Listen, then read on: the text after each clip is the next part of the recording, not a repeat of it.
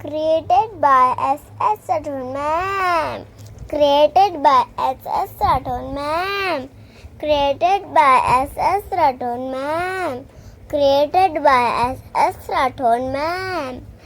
Created by S.S. Rathod, ma'am. Created by S.S. Rathod, ma'am. Created by S.S. Rathod, ma'am. Created by S.S. Rathod, ma'am.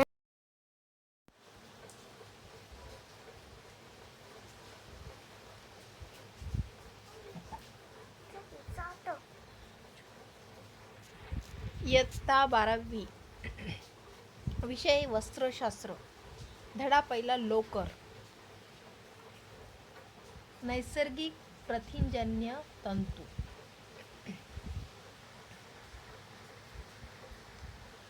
तुम्हाला माहीत आहे का, मानवाने सर्वात प्रथम वापरलेला वस्त्रतंतू कोणता असावा? लोकरीचे कपडे उबदार वाटतात याचे कारण तुम्हाला माहीत आहे का? इतर तंतूच्या तुलनेत लोकरी तंतू जास्त का ताणले जातात?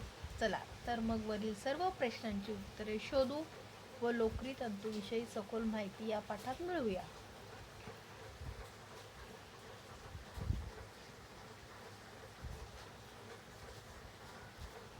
प्रस्तावना.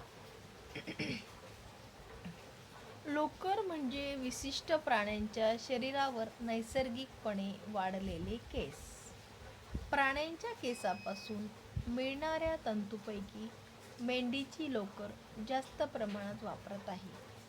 हे तंतू प्रथिनांचे बनलेले असतात, म्हणून त्यांचा समावेश नैसर्गिक प्रथिनजन्य तंतू या गटात केला जातो.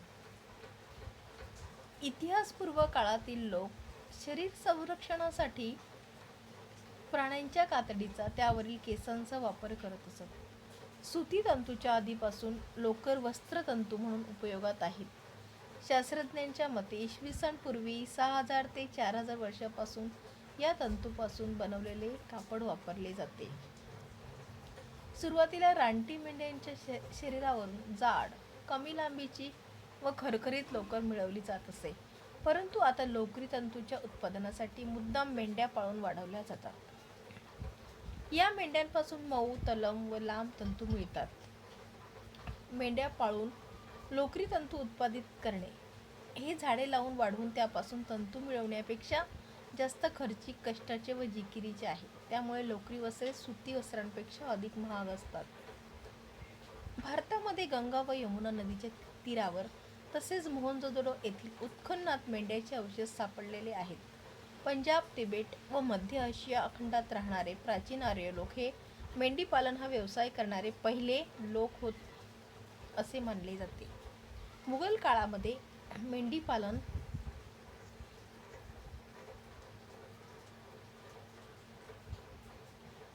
हा गरीब गुराख्यांचा प्रमुख व्यवसाय होता. लोकरीपासून गालिचे बनवण्याची कला त्याकाळी विकसित झाली. लोकर तंतू उत्पादन करणारे देश: ऑस्ट्रेलिया, न्यूझीलंड, दक्षिण आफ्रिका, अर्जेंटिना व युरुग्वे हे लोकरीचे उत्पादन करणारे प्रमुख देश आहेत. याबरोबरच रशिया, अमेरिका, चीन, ब्रिटन व भारत या देशातही लोकर तंतू उत्पादित केला जातो. भारतात जम्मू, काश्मीर, राजस्थान, गुजरात, हिमाचल प्रदेश, आंध्र प्रदेश, महाराष्ट्र ही राज्ये लोकर उत्पादनात अग्रेसर आहेत. लोकरी तंतूचे प्रकार: लोकरीचे प्राप्तिस्थान, दर्जा व मेंढीचे वय याचा विचार करून लोकरीचे वर्गीकरण करतात. लोकरीचे काही प्रमुख प्रकार खालीलप्रमाणे: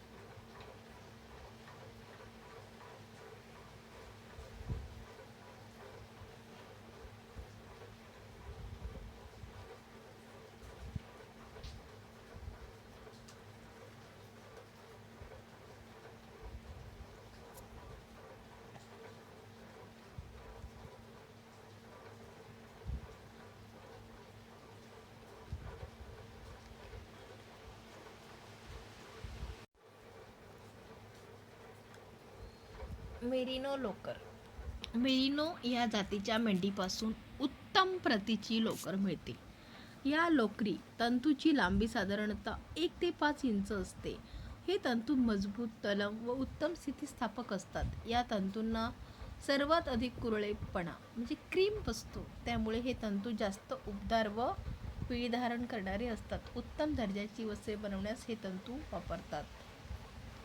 लोकरी तंतू नैसर्गिकपणे नागमोडी असतात. या नागमोडीला कुरळे म्हणजे क्रीम असे संबोधतात. लोकरीमधील स्थितिस्थापकता, लवचिकता व चुणेविरोधकता हे गुणधर्म कुरळीमुळे प्राप्त झालेले असतात. लॅम्बस वूल 6 ते 8 महिन्यांच्या कोकराच्या शरीरावरील सर्वात प्रथम कापलेल्या लोकरीला लॅम्बस वूल म्हणतात. ही लोकर अतिशय तलम व मऊ असते. कोकराची वाढ पूर्ण न झाल्यामुळे शरीरावरील केस अपरिपक्व असतात. यामुळे तंतूची मजबूती कमी असते. इंटरनेट माझा मित्र. भारतातील विविध राज्यात कोणत्या विशिष्ट जातीच्या मेंढ्यांपासून लोकरी तंतू उपलब्ध होतो याची माहिती इंटरनेटवरून घ्या. हॉगेट वूल 12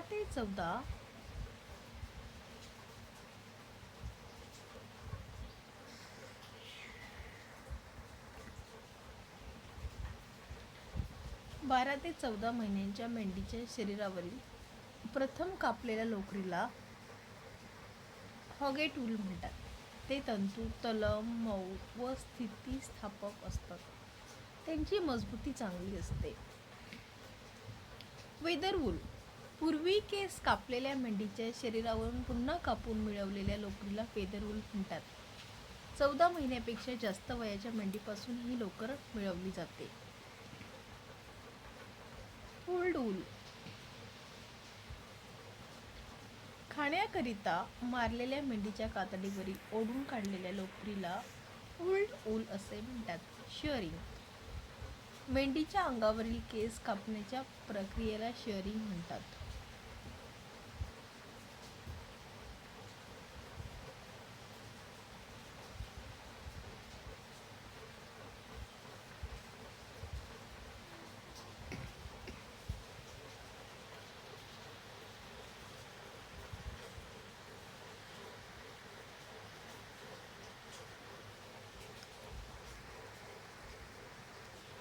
टॅग लॉक्स फाटक्या, रंगहीन, खराब केसापासून मिळणारी लोकर म्हणजे टॅग लॉक्स.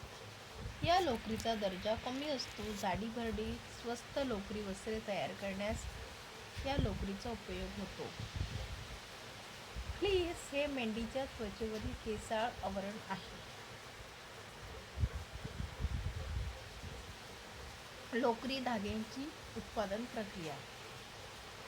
चांगल्या प्रतीचे तंतू उत्पादित करण्यासाठी मेंढ्यांची पैदास योजनाबद्ध शास्त्रीय पद्धतीने केली जाते. मेंढीची जात, हवामान, खाद्य, मेंढीची निगा व तिचे आरोग्य यावर तंतूचा दर्जा अवलंबून असतो. यासाठी मेंढ्यांना सकस आहार पुरवला जातो. तसेच रोगप्रतिबंधक लस देण्यात येते. तक्ता क्रमांक 1.1 लोकरी धागा निर्मितीतील पायऱ्या. वर्गीकरण व श्रेणीबद्ध करणे. स्कॉरिंग तंतू स्वच्छ करणे. उलन धागा निर्मितीसाठी वर्स्ट्रेट धागा निर्मितीसाठी उलन धागा निर्मितीसाठी पिंजणे, कताई. वर्स्ट्रेट धागा निर्मितीसाठी पिंजणे, विंचरणे, पेळू ओढणे, पेळू पिळणे, कताई.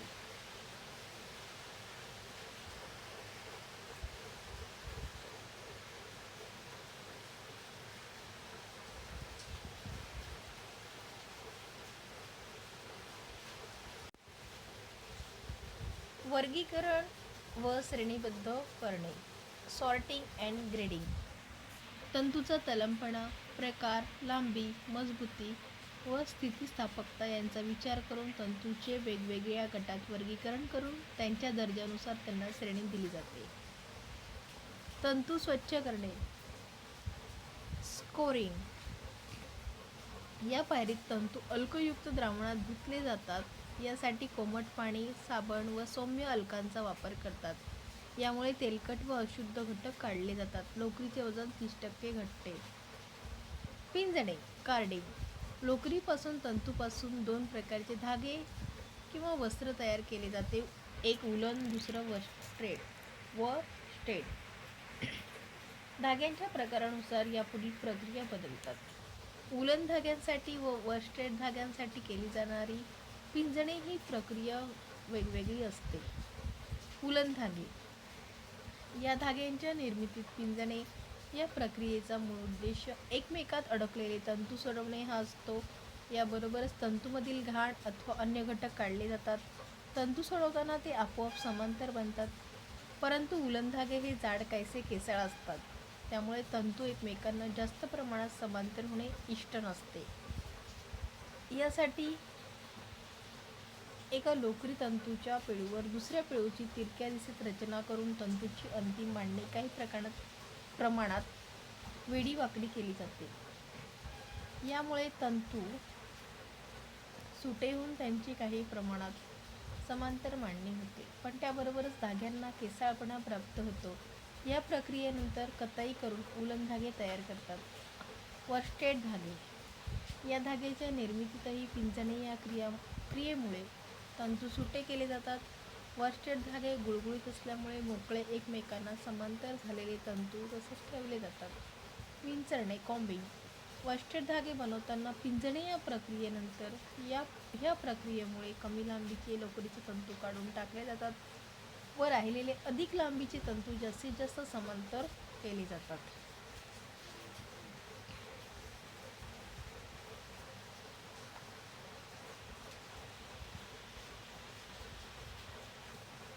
याबरोबरच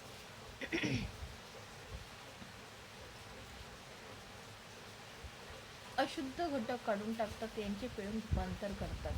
पेळू ओढणे ड्रॉविंग या प्रक्रियेत पेळू ओढले जातात. त्यांना थोडा पीळ पडतो व ते गुंडाळले जातात. ओढल्यामुळे त्यांची लांबी वाढते, जाडी कमी होते व तंतू एकमेकांना अधिक घट्ट चिकटतात. पेळू पिळणे रोविंग यात पेळूंना अल्प प्रमाणात पीळ देतात, त्यामुळे तंतू धरून ठेवले जातात. कताई स्पिनिंग धाग्यांच्या अंतिम जाडीनुसार आवश्यक प्रमाणात पेळू ओढून त्यांना पीळ दिला जातो व धागा तयार होतो. तक्ता क्रमांक 1.2 उलन व वर्स्टेड धाग्यातील फरक. उलन धागे वर्स्टेड धागे. पहिला पॉइंट उलन धागे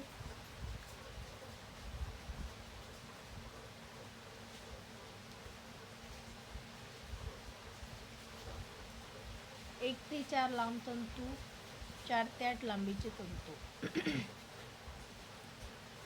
दुसरा पॉइंट फक्त पिंजणे प्रक्रिया करून धागा बनवतात. दुसरा वर्स्टेड धागे. दुसरा पॉइंट पिंजणे, विंचरणे, पेळू ओढणे या प्रक्रिया करून धागा बनवतात. उलन धागे. तिसरा पॉइंट धाग्यांना पीळ सैल व कमी. वर्स्टेड धागे घट्ट व जास्त प्रमाणात पीळ. चौथा पॉइंट उलन धागे कमी मजबूत, वर्स्टेड धागे जास्त मजबूत. उलन धागे. पाचवा पॉइंट जाड अनियमित जाडीचे केसाळ धागे. वर्स्टेड धागे. पाचवा पॉइंट तलम एकसारख्या जाडीचे गुळगुळीत धागे. उलन धागे. 6वा पॉइंट स्पर्शास मऊ. वर्स्टेड धागे. 6वा पॉइंट स्पर्शास कडक. उलन धागे. 7वा पॉइंट उबदार वस्त्र बनवण्यास उपयुक्त. वर्स्टेड धागे. 7वा पॉइंट उलनपेक्षा कमी उबदार वस्त्रे. उलन धागे. 8वा पॉइंट ब्लँकेट, जॅकेटे, स्वेटर्स बनवण्यासाठी उपयोग. वर्स्टेड धागे. 8वा पॉइंट कोट, सूट व औपचारिक कपड्यांसाठी उपयोग.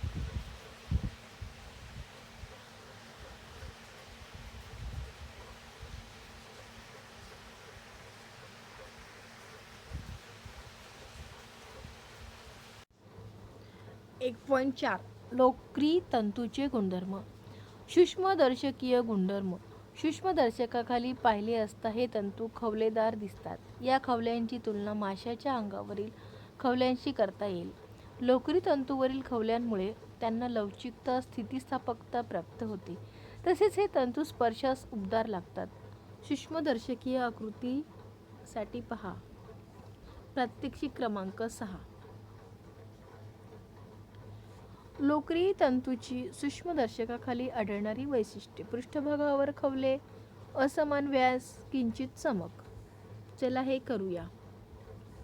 लोकरी तंतूच्या पृष्ठभागावरील खवल्यांची सखोल माहिती मिळवा व तुमच्या वर्गात त्यावर चर्चा करा. भौतिक गुणधर्म. लांबी. तंतूची लांबी 1 ते 20 इंचापर्यंत असू शकते, पण बहुतेक तंतू 1 ते 8 इंच लांबीचे असतात. सर्वसाधारणपणे तलम तंतू हे कमी लांबीचे तर राट तंतू हे जास्त लांबीचे असतात. कमी लांबी असलेल्या लोकरी तंतूंना नॉइल्स असे म्हणतात. त्यांची लांबी 1 ते 4 इंच असते. यापेक्षा जास्त लांब तंतूंना टॉप्स म्हणतात. त्यांची लांबी 4 ते 8 इंच असते. चमक. मेंढ्यांच्या विविध जातीनुसार त्यापासून मिळणाऱ्या लोकरी तंतूची चमक ही कमी अधिक असते. राट तंतूवर तलम तंतूपेक्षा कमी खवले असल्यामुळे अशा तंतूवरून प्रकाशाचे परावर्तन जास्त होते, त्यामुळे हे तंतू तलम तंतूपेक्षा जास्त चमकदार असतात. मजबूती. लोकरी तंतूची मजबूती कमी आहे, तर ओले असताना तंतूची मजबूती 10 ते 20% ने कमी होते. लोकरी तंतूच्या या गुणधर्मामुळे धुलाई व डाग काढणे या प्रक्रियेत जास्त काळजी घेणे आवश्यक आहे, अन्यथा या तंतूंना हानी पोहोचते.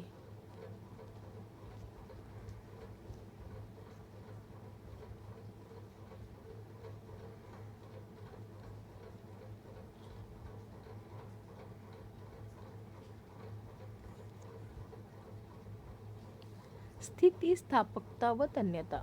या तंतूची स्थितिस्थापकता व तन्यता उत्तम आहे. चांगल्या स्थितिस्थापकतेमुळे कमी मजबुतीच्या दोषांची भरपाई होते. चुणी विरोधकता. या तंतूची गुणी विरोधकता उत्तम आहे, त्यामुळे कपडे अजिबात चुरगळत नाहीत. या तंतूपासून बनलेले कपडे हे खूप लवचिक असतात, त्यामुळे शरीराच्या हालचाली करताना आरामदायक व शरीराच्या हालचालीमुळे कपड्यावर पडणारा ताण सहन करून परत मूळ आकार धारण करू शकतात. घनता. लोकरी तंतूची घनता 1.30 ते 1.32 ग्रॅम्स घन सेंटीमीटर आहे. यापासून बनणारी वस्त्रे ही सुती तंतूपेक्षा वजनाला हलकी असली तरी उबदार असतात. आर्द्रता शोषकता. लोकरी तंतू हा चांगला आर्द्रता शोषक आहे. याची आर्द्रता शोषकता कुठल्याही वनस्पती तंतूपेक्षा जास्त असून रेशमी तंतूपेक्षा थोडी जास्त आहे. नियंत्रित वातावरणात लोकरी तंतूची आर्द्रता शोषकता 13.6 ते 16% आहे, त्यामुळे हे तंतू रंगविणे सुलभ होते. तुम्हाला माहीत आहे काय? उनी तंतूवरील खवल्यांमुळे त्वचेवरील ऊब बाहेर जात नाही व आपणास उबदार वाटते. सांगा पप्पू. लोकरीचे कपडे घातल्यावर आपणास उबदार का वाटते? क्रीडा पोशाखासाठी लोकरी तंतूचा वापर का केला जातो? लोकरी कपड्यांना इस्त्रीची जरुरी का भासत नाही? लोकरी तंतू रंगवणे सुलभ का आहे? सूचना. या प्रश्नांची उत्तरे तंतूच्या गुणधर्मामध्ये दडलेली आहेत.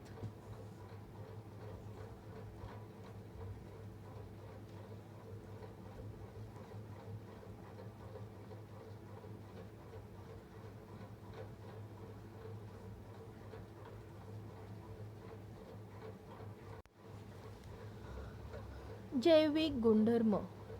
बुरशीचा परिणाम. सर्व नैसर्गिक तंतूचा विचार करता बुरशीचा सर्वात कमी हानिकारक परिणाम होतो, पण जर ओल्या तंतूची साठवण केली तर त्यावर बुरशी येण्याचा धोका असतो. कीटकांचा परिणाम. लोकरी तंतूच्या प्रथिनाला केरॅटिन म्हणतात. हा तंतू प्रथिनजन्य गटातील असल्यामुळे त्यावर कीटकांचा हानिकारक परिणाम होतो, त्यामुळे या कपड्यांची साठवण करताना विशेष खबरदारी घेणे आवश्यक असते. औष्णिक गुणधर्म.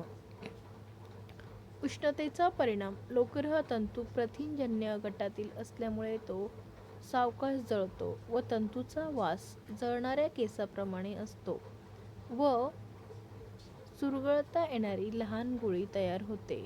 लोकरी तंतूवर उच्च तापमानाचा हानिकारक परिणाम होतो, त्यामुळे इस्त्री करताना योग्य काळजी घेणे आवश्यक आहे. उष्णता वाहकता. या तंतूंची उष्णता वाहकता कमी आहे, याच कारणाने ते थंडीत वापरण्यास योग्य असतात. सांगा पाहू, लोकरी कपड्यांना खूप गरम इस्त्री वापरू नये असे का? स्वेटर व ब्लँकेट लोकरी तंतूपासून बनवतात असे का? सूचना. या प्रश्नांची उत्तरे तंतूंच्या गुणधर्मामध्ये दडलेली आहेत. 1.5 लोकरी तंतूचे उपयोग. लोकरी तंतू हे स्थितिस्थापक, लवचिक, चुणे विरोधक, आर्द्रता शोषक असून उबदार व स्पर्शास सुखकारक असतात. तंतूच्या या गुणधर्मामुळे त्यांचा पेहरावासाठी उपयोग केला जातो. पेहरावासाठी उपयोग. लोकरी तंतूपासून बनलेले कपडे हे उबदार असतात, त्यामुळे थंड हवामानाच्या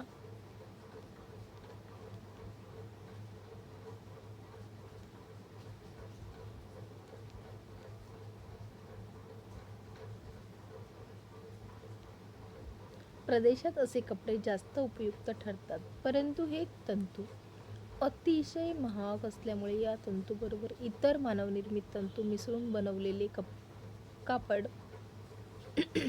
अधिकाधिक लोकप्रिय होत आहेत. अशा संमिश्र कापडामध्ये नायलॉन, पॉलिस्टर व ॲक्रिलिक तंतूचा प्रामुख्याने वापर होतो. उदाहरणार्थ टेरी वूलचे सूट, कोट, जॅकेट, स्कर्ट तसेच ॲक्रा वूलचे स्वेटर्स त्याच्या वाजवी किमतीमुळे जास्त प्रमाणात वापरले जातात. अशा संमिश्र कापडामध्ये दोन्ही तंतूमधील चांगल्या गुणांचे एकत्रीकरण दिसून येते. उदाहरणार्थ नायलो वूलचे मोजे हे त्यातील नायलॉन तंतूमुळे जास्त मजबूत होतात, तर लोकरी तंतूमुळे उबदारही वाटतात. शुद्ध लोकरी व लोकर संमिश्र तंतूपासून बनलेल्या सूर्याच्या यंत्रावरील कपड्यांना नीटवेअर सुद्धा अधिकाधिक मागणी आहे. उदाहरणार्थ हातमोजे, पायमोजे, लांब पायमोजे, स्टॉकिंग्स, गरम टोप्या, स्वेटर्स, क्रीडा पोशाख इत्यादी.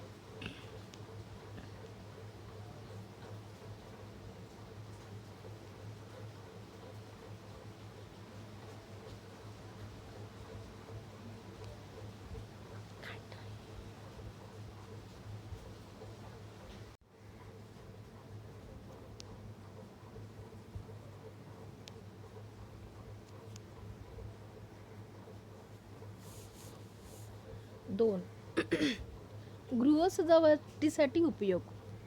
गृह सजावटीसाठी गालिचे, ब्लँकेट, पडदे, सोफ्यांची कापडे, गोधड्या. 3 औद्योगिक उपयोग. फेल्टचा उपयोग अवजड यंत्राखाली घालण्यासाठी होतो. 4 अवांतर उपयोग. लोकरीपासून बनलेल्या फेल्ट या कापडाचे अनेक अवांतर उपयोग आहेत, जशी गालिचे, पाकिटे, हॅट, बूट व पादत्राणे, शोभेच्या वस्तू इत्यादी. यापासून वैशिष्ट्यपूर्ण असे काश्मीरी नमदा गालिचे बनवले जातात.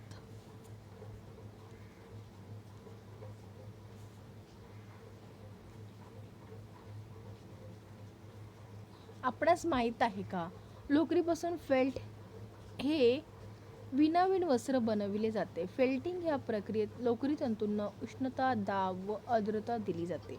यामुळे तंतू एकमेकात गुंततात व सपाट थर असलेले वस्त्र तयार होते. तुमची बौद्धिक क्षमता वापरा. खालील तक्त्यामधील रिकाम्या जागा लोकरी धाग्यांच्या निर्मितीमधील पायऱ्यांची सुयोग्य नावे लिहून पूर्ण करा. लोकरी धागा निर्मिती पायऱ्या. उलन धागे निर्मिती, वस्टेड धागे निर्मिती.